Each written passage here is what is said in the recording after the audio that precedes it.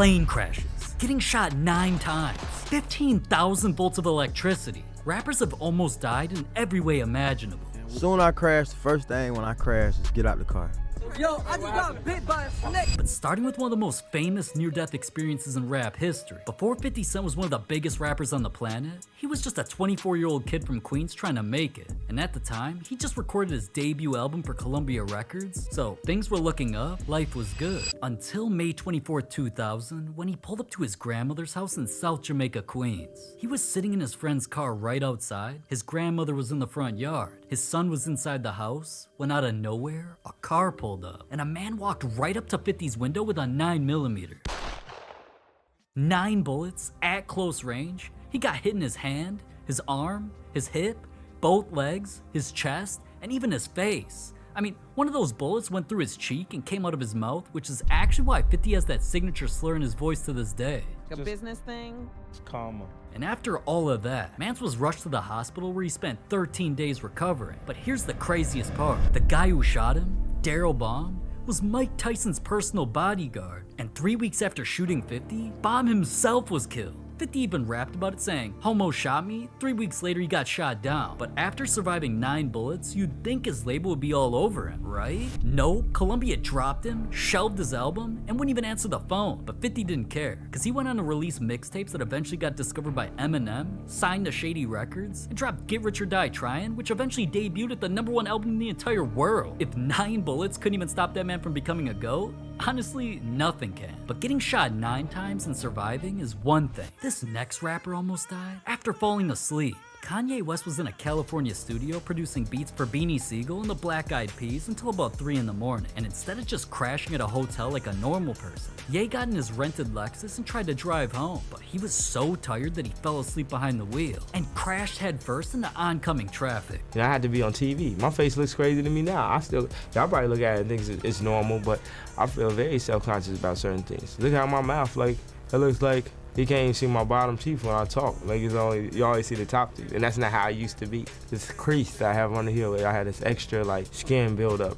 The driver of the other car broke both of his legs, and Kanye's jaw was shattered in 3 places. He had to get rushed into emergency surgery where doctors put a metal plate in his chin and wired his entire mouth shut for 6 weeks. Now, for most people, an injury like that would completely end their career, especially as a rapper. You know, the job where you need your mouth, but Kanye's Kanye. So just 2 weeks after almost dying, with his jaw still wired completely shut, he walked right into the studio and recorded his first ever solo single, Through the Wire. And that song, recorded through a wired shut jaw, became the track that launched his entire career, leading to his College Dropout album, which eventually won a Grammy. So Kanye literally almost lost his mouth, his face, and his life, but still turned it all into a #1 album? That man is cooked in the best way possible. But almost dying one time is nothing. Cause this next rapper almost died 3 different times in 1 month. Post Malone was riding high after winning a VMA for Rockstar, and the very next day, he hopped on a private jet with 16 people heading to London during takeoff. Both tires on the plane blew out. Now, imagine being on a plane that you know has no working landing gear, is just circling and circling for hours. But it spent 5 hours circling the tri-state area before attempting to land. Well, after flying around for almost 5 hours burning off fuel, the pilot had no choice but to finally make an emergency landing. Posty told TMZ he was shook and immediately tweeted asking everyone to pray for him, and even called out all the people wishing death on him. But Posty wasn't even safe on the ground, because just a few weeks later, his Rolls Royce got T-boned in West Hollywood at almost 3 in the morning. I guess so, man. And the other people are out too? God hates me, huh? Nah, not at all, man. God loves you, brother. God's gotta hate me. Both cars were completely totaled, and after surviving that too, he just walked up to the cameras and said, "God must hate me. First almost a plane, now almost a car. You can't kill me."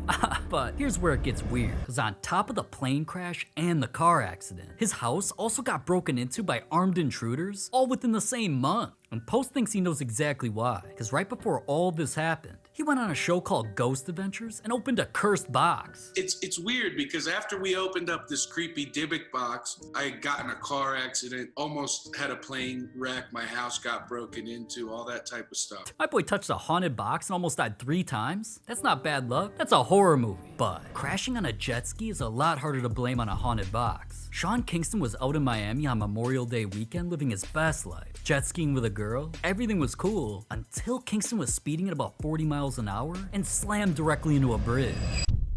The impact knocked him completely unconscious, and both him and his passenger went flying into the water. So if an off-duty Coast Guard officer didn't happen to see the crash and jump in to save him, Kingston would have drowned right there. He was immediately rushed to the hospital in critical condition with a broken jaw, shattered wrist, broken ribs, and water in his lungs. But after 11 days, doctors finally said he was getting better and was about to be released, until Kingston felt a sharp pain in his chest that he ranked a 9 out of 10 on the pain scale. It turns out his aorta was torn, and now he needed an emergency open heart surgery, a surgery where his doctor straight up told him that only 20% of patients even survive. No, but I almost died. I was in a big jet ski accident, you know what I'm saying, a year and a half ago, almost died. God gave me a second chance back at life. And Kingston didn't just have to go through that once. Doctors had to go back in for a second surgery. So this man crashed into a bridge, almost drowned, then almost died on the operating table twice? Man spent 23 days in the hospital, but somehow pulled through. Honestly, the fact that his mom's first reaction after all this was, "I'm selling the jet skis," is kinda hilarious. But almost dying from a jet ski is one thing. This next rapper almost died just from trying to see a concert. Vic Mensa was a teenager in Chicago, broke, but desperately wanted to get in a Lollapalooza. The first day he actually snuck in successfully though. I mean, he even caught a J. Cole show. But when he tried doing the same thing the next day, security was way tighter. So instead of giving up like a normal person, Vic decided to climb down a train structure over a bridge near Monroe. And while he was climbing, his arm accidentally touched the transformer. 15,000 volts of electricity shot through his body. His arm flew out in front of him like Frankenstein, and he fell 30 feet off the bridge onto the train tracks below. I was in shock, you know what I'm saying? My arm wasn't moving. I fell off the bridge. They were like, "What are you doing?" I was like, "I was trying to sneak in a Lollapalooza, but So I they got didn't even shocked. know. I need to go to the hospital." Dude said he literally saw himself from an overhead view, like a bird's eye perspective, as if he'd already died. And the craziest part is, after spending 3 nights in the hospital with a hole in his elbow from the electricity, he got on a plane the next day to go to a meeting with Atlantic Records. 15,000 volts and a 30-foot fall just to sneak into a concert? That's either the dumbest or the most dedicated thing I've ever heard. I can't decide. But that's why he even got "Still Alive" tattooed on his stomach after that. And honestly, he kinda earned it. But almost getting electrocuted to death is one thing. Other rappers almost died from something way more unexpected when things started exploding. Lil Durk was performing on stage when the pyrotechnics went off way too close to his face.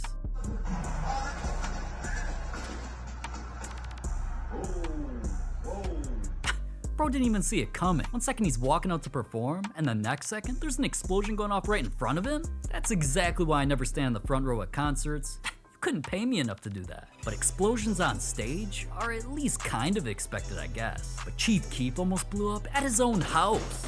That's all cause Mans was playing with fireworks indoors. Bro was setting off fireworks inside like it was the 4th of July in his living room. Somebody take the Roman candles away from that man.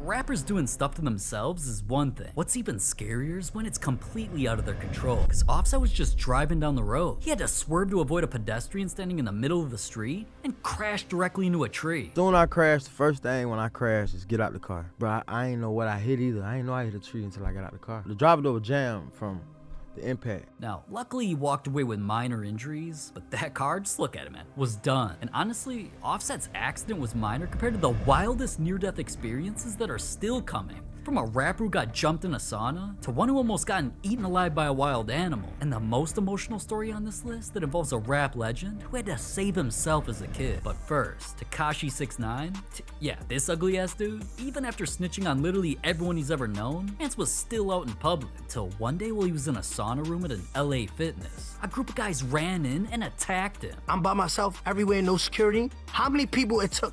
What happened to all the conversation? Yo, he be with police. Where was the police then? Yeah. These dudes didn't have membership. This is Even real Taylor shit. Swift This is did what it. I do, bro. They beat him so badly he had injuries to his jaw, his ribs, and his back. I'm sorry, but getting jumped in a sauna is crazy. Like, bro was just sitting there in his towel and got violated. Now, you'd think after cooperating with the feds that man would at least go to Planet Fitness where nobody knows him, but getting jumped in a gym is light compared to what happened to The Game, because before The Game was a rapper, he was out in Compton doing things that eventually caught up to him. During a drug deal gone wrong, he got shot multiple times, and the injuries were so severe that man's went into a coma for 3 weeks. Selling dope and, you know, just hustling in general. Me, I was greedy this one night. It was a knock on the door. I was playing Madden, and I just happened to be there by myself. And I looked through the peephole, and there was this corny-ass square that always come through. Or my Glock was on the kitchen table where we ended up tussling on the ground. You know, he felt it coming, and so his finger was around the trigger of it. So he pulled the trigger, and then I got shot in the chest. Got up, I flew back not knowing that I was shot, and I started running down the hallway to get my shotgun, and he shot twice more, and I got shot in the ankle. I got shot in the stomach too. Like literally told myself, I was like, damn, so this is it. 3 weeks of his family not knowing if he was gonna wake up, that's terrifying. But at least The Game was out on the streets when it happened. Little TJ was just minding his business, when out of nowhere, he became the victim of an armed robbery attempt and got shot multiple times. Mance was in critical condition fighting for his life, and the fact that he pulled through and is still making music to this day is honestly a miracle, even though his new songs are some ass. But alright, enough with the shootings, cause this next story is easily one of the strangest near-death experiences in rap history. Lil Pump was just, you know, on the set of a music video doing his thing, and out of nowhere, a snake on set bit him. Look at my hand, bro. Yo, I just got bit by a snake. The way everyone around him started panicking was hilarious. Like, bro was flailing around screaming. I mean, I'd probably react the same way, but still. Lil Pump getting bit by a snake while filming a music video is the most Lil Pump thing that's ever happened. And even though that sounds kinda funny, snake bites are actually extremely dangerous and even fatal depending on the species. But what happened to Kodak Black? He didn't see coming at all. Kodak was on a private jet heading down the runway when the nose gear completely failed. The plane skidded off the runway and ended up stopping in a grass field. Then right after it happened, Tank Davis went live on Instagram basically clowning the whole situation. It took off, but it didn't take off. Oh my god, Javante going live while Kodak's plane was in a field is insane. But I mean, at least let the man's plane stop moving before you start recording. But Kodak walking away from a plane crash is nothing compared to this final story. Cause what Lil Wayne went through wasn't an accident. It wasn't a crash. And it definitely wasn't someone else who pulled the trigger. When Wayne was just 12 years old, he was going through something that nobody around him understood. His mom had found out that he was skipping school and told him he could no longer rap. For most kids, that would just mean getting grounded. But for Wayne, rap was the only thing he had. I picked up the phone, I called the police. Yes, I knew her, she kept her gun. And so I went in the bedroom, grabbed the gun, looked in the mirror, did like that. Of course, it was like, oh no. But then I said, fuck it.